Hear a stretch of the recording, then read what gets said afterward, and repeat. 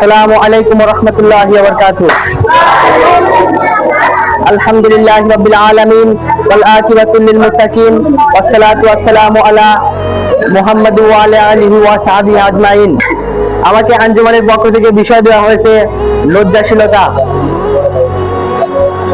লজ্জা ঈমানের অঙ্গ। লজ্জা মানুষকে প্রকৃত মানুষ রূপে গড়ে তোলে। যার লজ্জা নেই সে যা ইচ্ছা তাই করতে পারে। এর জন্য সমস্ত মানুষের লজ্জা থাকা উচিত। রাসূল সাল্লাল্লাহু আলাইহি ওয়াসাল্লাম তার হাদিসের ভিতরে বলেন, আন আবি হুরায়রা রাদিয়াল্লাহু আনহু ক্বালা ক্বালা রাসূলুল্লাহ সাল্লাল্লাহু আলাইহি ওয়াসাল্লাম আল ঈমানু বিজউন সাবউনা শু'বাতান ফাআফযালুহা লা ইলাহা ইল্লাল্লাহ ওয়া আদনাহা ইমাতাতুল আযা আনিত তারিকি ওয়াল হায়াউ শু'বাতুন মিনাল ঈমান। আবু হুরায়রা রাদিয়াল্লাহু আনহু থেকে বর্ণিত, তিনি বলেন রাসূলুল্লাহ সাল্লাল্লাহু আলাইহি ওয়াসাল্লাম বলেছেন, ঈমানের 70-এর অধিক শাখা প্রশাখা রয়েছে। এর ভিতরে সর্বোত্তম শাখা হলো লা ইলাহা ইল্লাল্লাহ, আল্লাহ ব্যতীত কোনো মাবুদ নেই, এই কথা বলা। আর সর্বনিম্ন স্তর হচ্ছে রাস্তা থেকে কষ্টদায়ক কোনো বস্তুকে সরানো। আর লজ্জা হচ্ছে ঈমানের একটি শাখা। উক্ত হাদিস দ্বারা প্রতীয়মান হয় যে রাসূল সাল্লাল্লাহু আলাইহি ওয়াসাল্লাম বলেছেন, ঈমানের 70-এর অধিক শাখা প্রশাখা রয়েছে। এর ভিতরে সর্বোত্তম শাখা হচ্ছে লা ইলাহা ইল্লাল্লাহ, আল্লাহ ব্যতীত কোনো মাবুদ নেই, এই কথা বলা। আর সর্বনিম্ন স্তর হচ্ছে রাস্তা থেকে কষ্টদায়ক কোনো বস্তুকে সরানো। আর লজ্জা হচ্ছে ঈমানের একটি শাখা। অপর একটি হাদিসের ভিতরে রাসূল সাল্লাল্লাহু আলাইহি ওয়াসাল্লাম বলেন, আন আবি হুরায়রা রাদিয়াল্লাহু আনহু ক্বালা ক্বালা রাসূলুল্লাহ সাল্লাল্লাহু আলাইহি ওয়াসাল্লাম আল হায়াউ মিনাল ঈমানি ওয়াল ঈমানু ফিল জান্নাত ওয়াল বাযাউ মিনাল জাফাই ওয়াল জাফাউ ফিন নার। আবু হুরায়রা রাদিয়াল্লাহু আনহু থেকে বর্ণিত, তিনি বলেন রাসূলুল্লাহ সাল্লাল্লাহু আলাইহি ওয়াসাল্লাম বলেছেন, লজ্জা হচ্ছে ঈমানের অঙ্গ, আর ঈমানের স্থান হচ্ছে জান্নাত। লজ্জা হচ্ছে ঈমানের অঙ্গ আর ঈমানের স্থান হচ্ছে জান্নাত।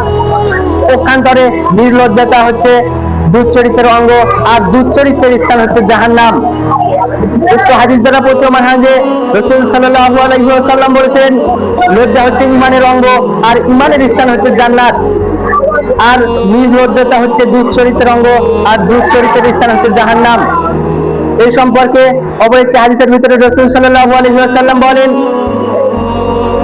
আন যায়েদ ইবনে তালহা রাদিয়াল্লাহু আনহু ক্বালা ক্বালা রাসূলুল্লাহ সাল্লাল্লাহু আলাইহি ওয়াসাল্লাম ইন্না লিকুল্লি দীনিন খুলকান ওয়া খুলুকুল ইসলামিল হায়াউ।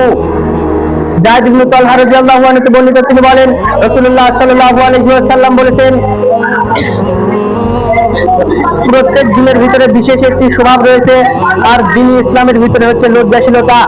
উক্ত হাদিস দ্বারা প্রতীয়মান হয় যে পৃথিবীতে যত ধর্ম আছে প্রত্যেক ধর্মেরই বিশেষ করে একটি করে স্বভাব রয়েছে। হিন্দু, বৌদ্ধ, খ্রিস্টান এগুলো সব ধর্মেরই একটা করে স্বভাব রয়েছে। আর আমাদের ইসলাম ধর্মের স্বভাব হচ্ছে লজ্জাশীলতা। এই জন্য আমাদের সবার লজ্জা থাকা উচিত। আল্লাহ তাআলা যেন আমাদেরকে সবাইকে এই হাদিসের উপর আমল করার তৌফিক দান করে। সকলে আল্লাহুম্মা আমিন। অপর একটি হাদিসের ভিতরে রাসূল সাল্লাল্লাহু আলাইহি ওয়াসাল্লাম বলেন, হে আয়েশা, লজ্জাশীল যদি কোনো ব্যক্তি হয় নিশ্চয় সে ব্যক্তি হবে সৎ, আর অশ্লীল লজ্জাহীন যদি কোনো ব্যক্তি হয় নিশ্চয় সে হবে নিকৃষ্ট। উক্ত হাদিস দ্বারা প্রতীয়মান হয় যে রাসূল সাল্লাল্লাহু আলাইহি ওয়াসাল্লাম বলেছেন, লজ্জাহীন যদি কোনো ব্যক্তি হয় নিশ্চয় সে হবে নিকৃষ্ট, আর যদি লজ্জাশীল যদি কোনো ব্যক্তি হয় নিশ্চয় সে হবে সৎ ব্যক্তি। এই জন্য আমাদেরকে সবাই সৎ ব্যক্তি হওয়ার তৌফিক দান করুন এবং লজ্জাশীল হওয়ার তৌফিক দান করুন।